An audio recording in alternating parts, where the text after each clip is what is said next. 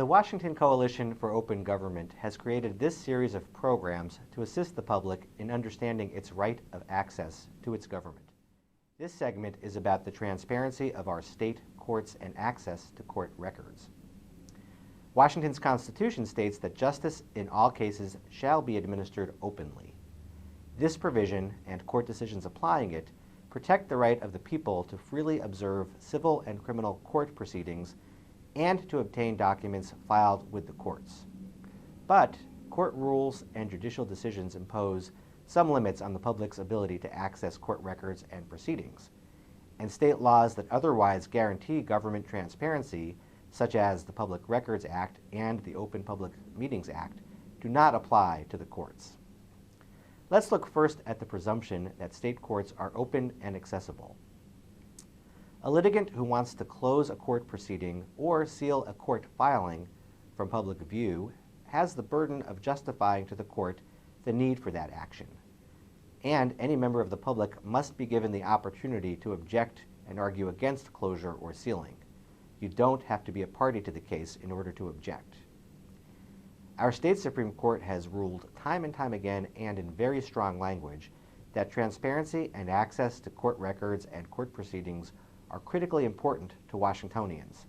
The court has said, justice must be conducted openly to foster the public's understanding and trust of our judicial system, and to give judges the check of public scrutiny.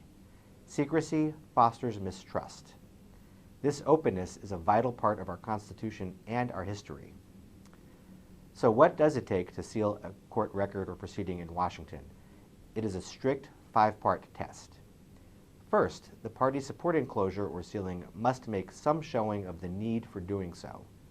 Where that need is based on something other than a criminal defendant's right to a fair trial, the proponent must show a serious and imminent threat to that right.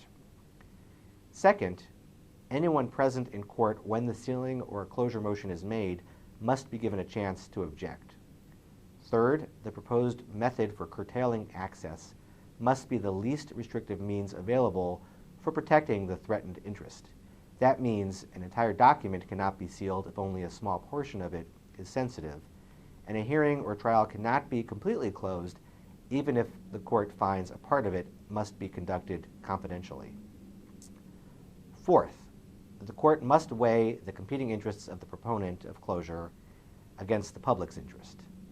And finally, a closure or a sealing order must be no broader in scope or duration than necessary to serve its purpose.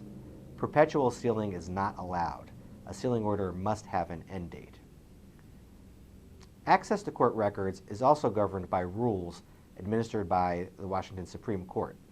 These rules require that someone who wants to seal a court filing must show that limiting access is justified by compelling privacy or safety concerns that outweigh the public's interest in access.